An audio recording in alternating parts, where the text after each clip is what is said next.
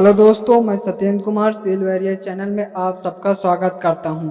आज हम subject concrete technology के लेसन नंबर 2 में हम स्टडी कर रहे थे। लेसन नंबर 2 स्टडी कर रहे थे इंग्रेडिएंट ऑफ कंक्रीट। इसके पहले हमने लेक्चर नंबर 10-11 में हमने मिलावा के प्रकार के बारे में पढ़ चुके हैं।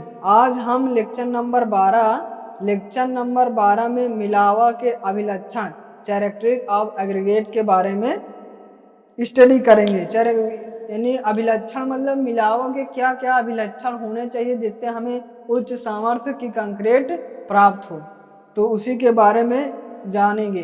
तो सबसे पहले उसी के यानी मिलावा के अभिलक्षण में कुछ मेन हम ही हेडिंग पढ़ेंगे, क्योंकि जो परीक्षा के दृष्टि से महत्वपूर्ण है। तो उसके अंतर्गत हम सबसे पहले संगठन के बारे में पढ़ेंगे, फिर उसके बाद कणों की आकृति के बारे में पढ़ेंगे, पार्टिकल शेप के बारे में, और कणों का आकार, पार्टिकल साइज और रंध्र स्थान, वाइड्स और बालू का फूलना, बल्किंग ऑफ सैंड के बारे में चर्चा करेंगे। तो सबसे पहले हम किसके बारे में, सैंड, कणों की आकृति, कणों का आकार, रंध्र स्थान और बालू का फूलना। किताब में तो इसके कैरेक्टर के बारे में बहुत दिए हैं, मगर हम इम्पोर्टेंट ही सिर्फ बात करेंगे। और सबसे ज्यादा इसमें इम्पोर्टेंट कौन है, बालू का फूलना, बल्किंग ऑफ सैंड, ये वाला सबसे महत्वपूर्ण है, क्योंकि ये अब की बार इस एग्जाम में यही आया था। और कई बार हमने देखा है कि यही आ रहा है कि बालू का फूलना पे टिप्पणी लिखिए, 5 नंबर का दे देता है या 2.5 नंबर का दे देता है। आपकी तरह आया था बालू का फूलना से आप क्या समझते हैं, इसका आयतन, ये सरफेस कैसे निकालते हैं, ये आया था क्वेश्चन। तो चलिए हम बात करते हैं मिलावा के अभिलक्षण में सबसे पहले संगठन कंपोजिशन के बारे में। तो हम बात करेंगे मिलावा के अभिलक्षण में, स्टार्ट करते हैं मिलावा के अभिलक्षण में। कैरेक्टर ऑफ एग्रीगेट में, मिलावे में कोई भी ऐसा हानिकारक पदार्थ नहीं होना चाहिए जो सीमेंट से क्रिया करके कंक्रीट में दोष उत्पन्न करें। कंक्रीट में दरारें पड़ना, फूलना, फटना, नरम पड़ जाना इत्यादि गलत किस्म के मिलावे के इस्तेमाल से पड़ते हैं। मिलावे के मुख्य लक्षण होने चाहिए, मतलब ये कह रहे हैं कि कंक्रीट में जब कंक्रीट का निर्माण करना चाहिए तो हमें ऐसे मिलावे का निर्माण करना चाहिए जिससे कंक्रीट में दोष उत्पन्न ना पड़े, क्योंकि जब दोष उत्पन्न हो जाएगा उसी से कंक्रीट में दरारें, फूलना, फटना, नरम पड़ जाना इत्यादि आते हैं। क्यों आते हैं, ये मिलावा के गलत यूज से होता है। इसीलिए हमें इसमें हम पढ़ेंगे मिलावा के अभिलक्षण में, हम ये पढ़ेंगे कि कैसे कैसे मिलावा होना चाहिए और किनका यूज करना चाहिए कि जिससे हमें कंक्रीट में दरारें का न पड़ना, फूलना, फटना, नरम पड़ इत्यादि ना हो। तो सबसे पहले मिलावे के अभिलक्षण में हम बात करेंगे हम संगठन कंपोजिशन के बारे में कि आखिर कंपोजिशन कैसे होना चाहिए। तो मिलावे की रचना उत्तम खनिजों से होना चाहिए। कैसे, उत्तम खनिजों से, यानी जो होना, चट्टान से बनता है मिलावा, चट्टान को छोटे छोटे टुकड़ों में तोड़ते हैं। प्राकृतिक मिलावा होता है, कृत्रिम मिलावा। तो प्राकृतिक मिलावा जैसे क्या होता है, बोल्डर होता है और सैंड होता है। तो ऐसे मिलावे से ये बनना चाहिए जो उत्तम प्रकृति के उत्तम खनिजों से होना चाहिए। कंक्रीट के लिए ऐसे मिलावे का प्रयोग नहीं करना चाहिए जिसमें हानिकारक तत्व हो और जो सीमेंट के क्षारीय अंश से क्रिया करके कंक्रीट में दरारें, अत्यधिक प्रसार आदि उत्पन्न होना चाहिए। तो सबसे पहले हम संगठन के अंतर्गत बात कर रहे हैं कि आखिर मिलावा का संगठन कैसा होना चाहिए। तो मिलावा का संगठन ऐसा होना चाहिए जो उत्तम खनिजों से होना चाहिए, पहला है। फिर कंक्रीट में ऐसे मिलावे का प्रयोग नहीं करना चाहिए जिसमें हानिकारक तत्व, मतलब जैसे सल्फर होता है, उसमें क्षारीय होता है, सल्फर है, सल्फर डाइऑक्साइड है, और सोडियम है, पोटेशियम हाइड्रोक्साइड, ऐसे पदार्थों का नहीं यूज करना चाहिए जिसमें खनिजों पदार्थों की यानी हानिकारक तत्वों की मात्रा ज्यादा से ज्यादा हो, यानी क्षारीय अंश से क्रिया करके कंक्रीट में, क्योंकि हम जानते हैं क्षार यदि उस चट्टान में रहेगा या उस मिलावा में रहेगा तो वो क्रिया करके कंक्रीट में दरारें, अत्यधिक प्रसार आदि दोष उत्पन्न कर देना चाहिए। तो सबसे पहले हमने संगठन के अंतर्गत ये जाना कि सबसे पहले उत्तम खनिज के होना चाहिए। अब हम दूसरे के अंतर्गत आता है, पहले संगठन के बाद आता है कि संगठन के बारे में हमने चर्चा कर ली। अब हम बात करेंगे कणों की आकृति, पार्टिकल शेप के बारे में। किसके? पार्टिकल शेप के बारे में, कि यानी मिलावे का शेप कैसा होना चाहिए जिससे इस शेप का हम यूज करें तो हमें उच्च सामर्थ्य कंक्रीट की और सीमेंट कंक्रीट प्राप्त हो, जिससे दरारें हो और फटना हो और क्षारीय मृदा न हो। तो यदि मिलावे की रचना की बात करें तो यह गोल, आंशिक गोल, कोणी, पात्रिल या चपटा हो सकता है। कोणी मिलावा कंक्रीट के लिए उत्तम होता है। कोणी मिलावे का सतही क्षेत्रफल गोली मिलावे की अपेक्षा अधिक होने पर यह उत्तम होता है। तो कणों की आकृति से पार्टिकल शेप में हम क्या जाने? हमने ये जाना कि पहले बात तो हम पढ़े थे उसमें कि मिलावा 4 प्रकार के होते हैं। किसके आधार पे? शेप के आधार पे 4 होते हैं। पहला होता है गोली, आंशिक गोली और कोणी और पात्रिल वाला। तो ये कह रहे हैं कि उसमें हमने जाना था कि सबसे पहले कोणी या पात्रिल चपटा होता है। कोणी मिलावा कंक्रीट के लिए उत्तम होता है। कौन सा?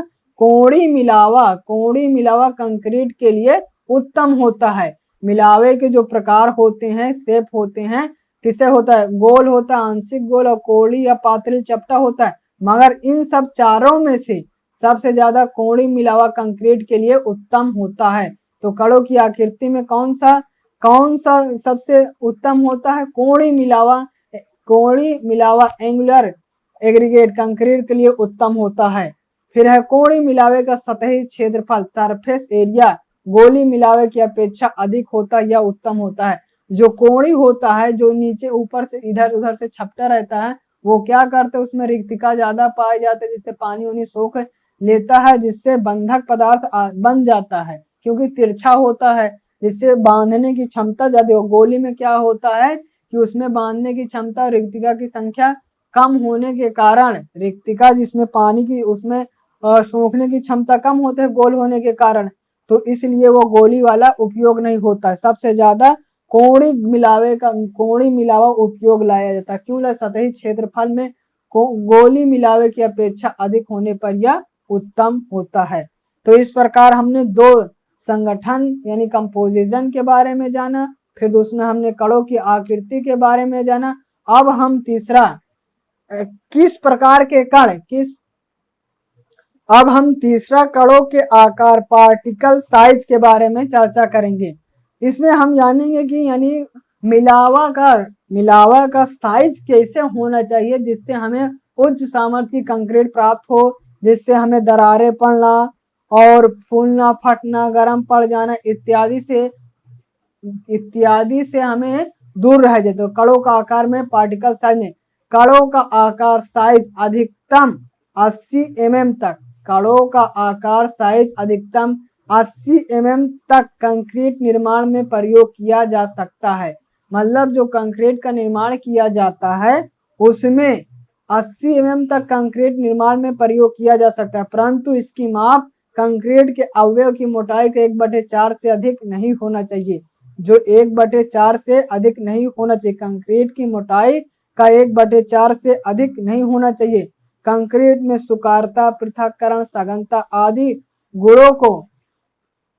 गुणों को ध्यान में रखते हुए समानता 20 mm की माप का मिलावा उपयोग लाया जाता है। कुल मिला के हमें किस पार्टिकल साइज का उपयोग करना चाहिए? 20 mm की सबसे अच्छी, कितने? 20 mm की मिलावा का उपयोग उत्तम माना जाता है, मतलब श्रेष्ठ माना जाता है। 20 mm से ज्यादा नहीं होना चाहिए, नहीं तो ज्यादा हो जाएगा तो तब भी दिक्कत आएगी। उसका शेप यानी आकार बहुत बड़ा हो जाएगा, जिससे हमें पानी की सोखने की क्षमता उसमें कम हो जाएगी और जिससे बंधक पदार्थ बनाने में दिक्कत होगी। तो इसलिए 20 mm तक बहुत है, 20 mm तक की माप के लिए उपयोग लाया जाता है। तो इस प्रकार हमने कणों के आकार, पार्टिकल साइज में हमने यह सीखा कि 20 mm तक के मिलावा का उपयोग लाना चाहिए। तो इस प्रकार हमने संगठन, कणों की आकृति, कणों का आकार के बारे में चर्चा कर चुके हैं। अब हम चौथा बात करेंगे रंध्र स्थान, वाइड्स। वाइड्स क्या होता है पहले ये जानते हैं। वाइड्स बहुत इंपॉर्टेंट है, ये पूछ सकता है वाइड्स के बारे में। मिलावे के कणों के बीच खाली स्थान को रंध्र स्थान कहते हैं। मिलावे के कणों के बीच के स्थान को, खाली के स्थान को रंध्र स्थान कहते हैं। मिलावे का कोई कण रंध्रहीन होता है तथा कोई कण रंध्रमय होता है। मिलावे का कण में कुछ ऐसे भी कण हो सकते हैं जिसमें रंध्रहीन मतलब छेद हो सकते हैं, और कुछ ऐसे कण भी हो सकते हैं जिसमें कुछ छेद नहीं पाए जाते हैं। मिलावा पिंड के सकल आयतन व मिलावा कणों के शुद्ध आयतन का अंतररंध्र स्थान होता है। सकल आयतन व मिलावा के कुल शुद्ध आयतन का अंतररंध्र स्थान होता है। मिलावा पिंड के सकल आयतन व मिलावा कणों के शुद्ध आयतन का रंध्र स्थान होता है। फिर है रंध्रमय मिलावा प्रयोग करने से, मतलब छिद्र युक्त जिसमें ऐसा मिलावा जिसमें छिद्र होते, रंध्रमय मिलावा प्रयोग करने से कंक्रीट की सामर्थ्य व टिकाऊ घट जाती है। अतः अच्छे मिलावे में रंध्रमय स्थान न्यूनतम होने चाहिए। उसमें क्या होता है कि मान लीजिए बहुत बड़े बड़े छेद हैं, कोई ऐसा मिलावा है जिसमें बहुत बड़े बड़े छेद हैं, तो उसमें क्या होता है, जो हमें जो सीमेंट है, जो सीमेंट पानी का वो घोल है, वो जाके उसी में चिपक जाएगा, जिससे बाहर के जो मिलावा होते हैं उससे बाइंडिंग नहीं बना पाएगा, और हमारा सबसे ज्यादा जो अंश रहेगा सीमेंट का उसी में जाके रख जाएगा, जिससे बंद नहीं बनाएगा। इसलिए ज्यादा जो जिसमें ऐसे मिलावा जिसमें ज्यादा बड़े बड़े छेद होते हैं उसका हमें प्रयोग नहीं करना चाहिए। न्यूनतम छेद होने चाहिए, मगर इतना नहीं ज्यादा होना चाहिए, यानी बराबर के होना चाहिए कि ज्यादा उसमें हमारा मसाला यानी पानी और सीमेंट जाके उसमें जमे ना और बढ़िया बंधक क्रिया कर ले। तो इसलिए हम रंध्र स्थान में ये जाना कि रंध्र स्थान न्यूनतम होने चाहिए। तो इस प्रकार हमने रंध्र स्थान वाइड के बारे में जान लिया कि क्या होता है रंध्र स्थान और किस प्रकार के मिलावे का उपयोग करना चाहिए। अब हम इस लेक्चर का आखिरी और सबसे इम्पोर्टेंट बात बालू का फूलना क्या होता है इस पे जानेंगे। सतही नमी के कारण बालू के आयतन में वृद्धि बालू का फूलना कहलाता है। सतही नमी क्या होता है ये जानते हैं। सतही नमी का मतलब होता है बालू है उसके जो ऊपर की सतह होते उसी पे नमी के कारण बालू फूला हुआ आपको दिखाई देता है, वही कहलाता है आयतन। वॉल्यूम में वृद्धि हो जाती है, जो सरफेस होता है उसका सरफेस में नमी हो जाती है जिसके कारण आयतन में वृद्धि हो जाता है, उसे ही बालू का फूलना कहलाता है। सबसे पहले बालू का फूलना क्या कहलाता है ये जानिए। अब बल्किंग ऑफ सैंड क्या होता है ये आप जानिए। क्यों फूलता है? सतही नमी के कारण। क्यों? सतही नमी के कारण बालू फूलता है। और किसमें वृद्धि होता है? सबसे पहले वॉल्यूम में वृद्धि होता है, ये जानिए। फिर अब क्यों होता है ये जानते हैं।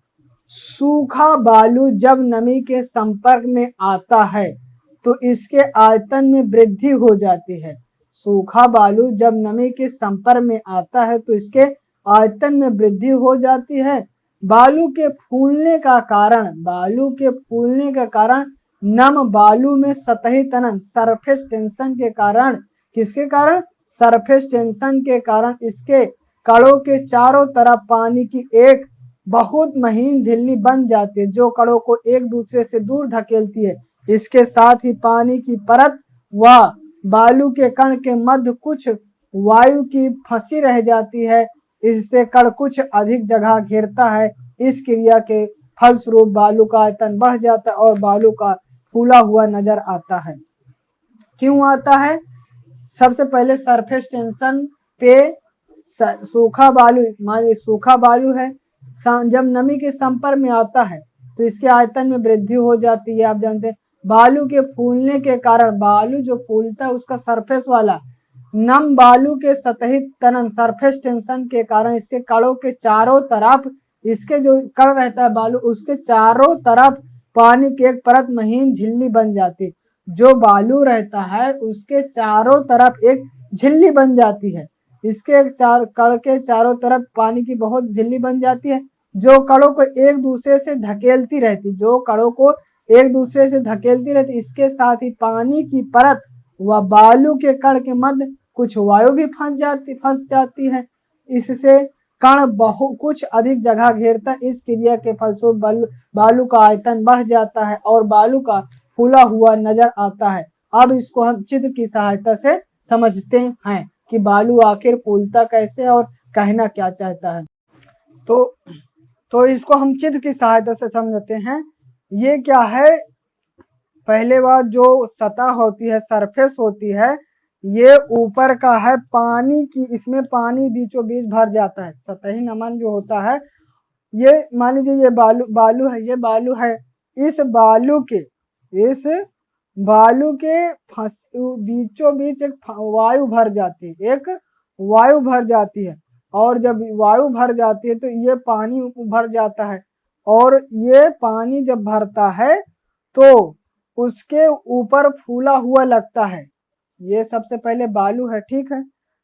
इस बालू के फंसी हुई वायु जो बीचों बीच होती है, पहले ये एरिया घेर लेते, इसमें लिखा है पानी की एक बहुत झिल्ली बन जाती है। ये पानी की एक झिल्ली बन जाती है जिसके इसे एक दूसरे ढकेलती, इसके साथ ही पानी की परत बालू व कण के मध्य पानी की कण के मध्य कुछ वायु फंसी रह जाती। ये वायु फंसी है। पानी की परत, ये पानी की परत है।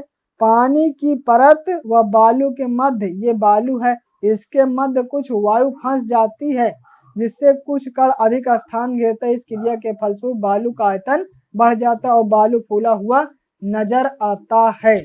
क्यों आता है? तो देखिए ये बालू है। सबसे पहले इस बालू के जब वो कोई भी बालू है नम सतही सतह के सतह में संपर्क में आता है तो उसके चारों तरफ एक महीन झिल्ली बन जाती है। जो महीन झिल्ली बन जाती है तो महीन झिल्ली और बालू के कण के बीच कुछ वायु फंस जाती है जिससे वह मोटा दिखाई देते रहते। इसे ही बालू का फूलना बल्किंग ऑफ सैंड कहते हैं। उम्मीद करते हैं आपको बालू का फूलना बल्किंग ऑफ सैंड समझ में आ गया। अब हम इसको एक बार फिर से रिवीजन कर देते हैं कि बालू का फूलना क्या होता है। तो सबसे पहले बालू का फूलना क्या होता है, जब नमी सतह के से बालू में आता है तो उसके आयतन में वृद्धि हो जाता है। इसे ही बालू का फूलना कहते हैं। ये हो गया। फिर उसके बाद क्यों होता है, ये इसलिए होता है क्योंकि ये जब नम सतह के संपर्क में आता है तो बालू के ऊपरी सतह यानी सरफेस पे एक झिल्ली जैसी झिल्ली बना लेता है और झिल्ली जब बना लेता है तो बालू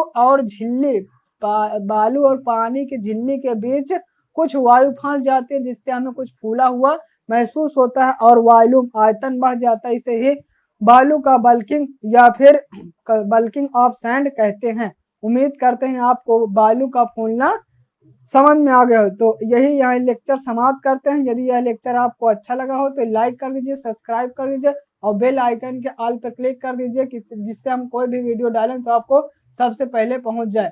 थैंक यू फॉर वॉचिंग।